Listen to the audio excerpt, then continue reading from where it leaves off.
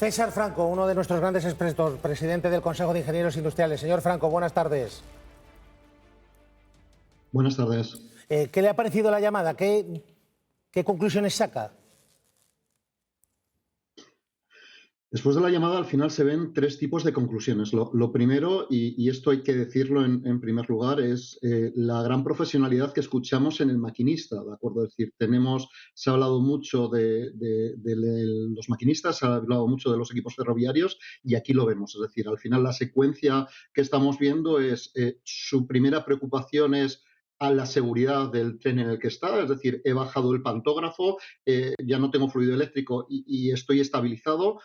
La segunda de sus preocupaciones es el estado de la vía y por eso avisa cuando se da cuenta hay un descarrilamiento, por favor, bloqueen la vía. Y la tercera de sus preocupaciones, de acuerdo, es el estado de sus pasajeros. Y luego, creo que se escuchará en un audio más adelante, habla de que hay un incendio, tiene heridos, que por favor que se avisen a los servicios de emergencia. Y eso dice mucho de la calidad de los profesionales que tenemos operando nuestros trenes. Esa sería la primera de las partes.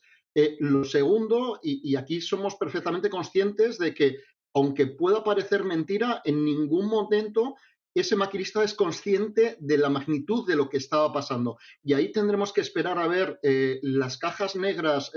Ya estamos viendo la del Lirio, pero hay que esperar a ver la del Albia para ver la coincidencia, donde en ese momento o el choque ya se ha producido y él no ha sido consciente de que ha habido un tren que ha pasado en sentido contrario, y cuando se producen parte de estas conversaciones el otro tren estaba llegando, no daba tiempo a reaccionar o ya había pasado y no era consciente. Y además esto, aunque pueda parecer muy raro, es también muy coherente con los testimonios que hemos recibido de los de los testigos que estaban precisamente en los primeros vagones de Lirio. No fueron conscientes en ningún momento los pasajeros de los primeros vagones que había pasado otro tren y que había habido un choque. Una cosa que me desconcierta. Claro, él dice avisar en cuanto tiene constancia el maquinista de Lirio que ha invadido la vía adyacente con sus vehículos y que evidentemente estaba ocupando ese espacio. El avisad para que no se aproxime ningún tren y colisione. Mi pregunta es, ¿nadie en el centro de mando de Adif es consciente de que ya hay un tren que ha colisionado en ese momento? ¿No hay visualmente algo que les alerte de que hay un tren, un Albia de alta velocidad, que ha chocado, evidentemente, hace aproximadamente 15 segundos, un minuto? A ver, es que el rango de tiempos es todavía más pequeño. Es decir, lo que ayer hablábamos de un rango de 20 segundos entre el descarrilamiento y el choque podría reducirse a la mitad. Es decir, al final es un tema entre que aviso y realmente salgo y me doy cuenta de lo que está pasando.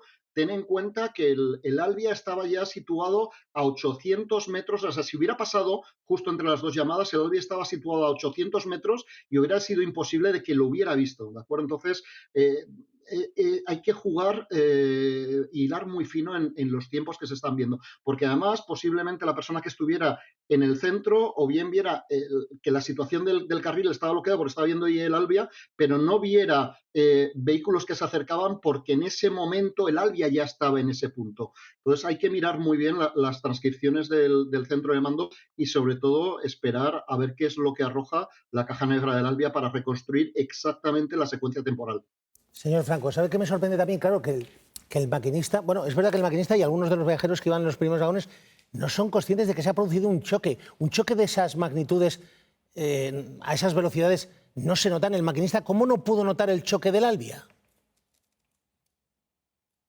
Pues ahí es lo que estamos viendo un poquito todos, pero date cuenta que estamos hablando, Lirio, de un tren muy pesado, un tren que acaba de descarrilar con su propia dinámica tras el descarrilamiento, donde al final todo eso se ha movido mucho, ¿de acuerdo? Y el choque se produce en el vagón número 8, es decir, en la cola, que es la que impacta con la cabecera del Albia. La distancia es lo suficiente como para que en ese momento, y además tan entrada la noche, y lo estamos viendo por los testimonios, no fueran conscientes hasta tiempo después, y lo hemos visto, que no sabían muchos de los que estaban en la cabecera del Lirio que había un segundo tren.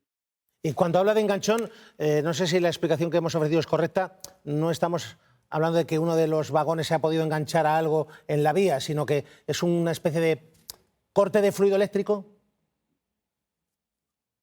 Claro, así es decir, hubiera podido ocurrir que hubiera algún tipo de objeto que hubiera impactado en la cabecera y se hubiera arrastrado, pero entonces lo tendríamos que ver precisamente en la cabecera del Lirio, ¿de acuerdo? Es decir, si hubiera algún componente que hubiera arrastrado el tren, ya lo hubiera, para que lo hubiera escuchado el maquinista, tenía que haberse situado en la cabecera de ese tren. ¿Qué es lo que ocurre? Y ahí hay que ver la parte de causa o la parte de efecto es si hay un corte en el rail en el momento del descarrilamiento, ¿de acuerdo? Un elemento salta, en ese momento se interrumpe el fluido eléctrico, es decir, la electricidad entra por la catenaria, pero se cierra el circuito a través de la vía. Si falla la vía, porque existe ese corte fruto del descarrilamiento o causa del descarrilamiento, en ese momento se corta el fluido eléctrico, ¿de acuerdo? Salta los frenos de emergencia, que es lo que hemos escuchado de fondo en toda la grabación, ¿de acuerdo? Y lo que se nota es un tirón, es como si de repente fuéramos en autopista a 200 y el motor dejara de reaccionar. Notaríamos un frenazo, ¿de acuerdo? Y ese frenazo es precisamente por la falta de fluido eléctrico en el pantógrafo. Me sigue sorprendiendo, señor Franco, cómo el centro de mando de Adif no es consciente de que el Albia ha chocado. Es decir, cuando el maquinista de Lirio les está reportando un incidente serio, el enganchón, el que ha descarrilado a alguno de los vagones, ¿cómo no son conscientes? No aparece, no hay una imagen, no hay una alerta de que el Albia está ahora mismo parado y que ha chocado y que los vagones están en un terraplén. Es posible que no y es posible que se camuflaran las dos imágenes y que en ese momento desapareciera la imagen del Albia de la pantalla del centro de control. ¿De acuerdo? Y justo en ese momento, si se produce en la segunda de las llamadas, si se ha producido en ese momento ya la colisión, la señal del Albia haya desaparecido de la pantalla del centro de control.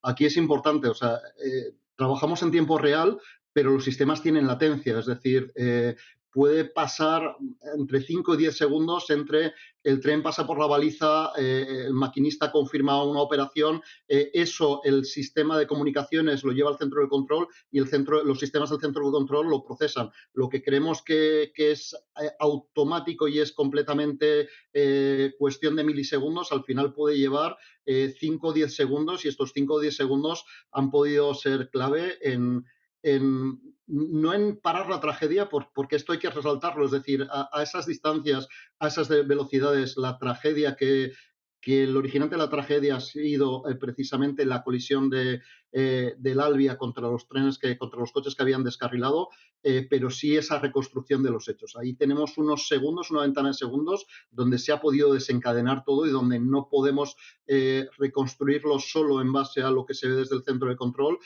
porque las señales podían estarse transmitiendo justo en ese preciso instante.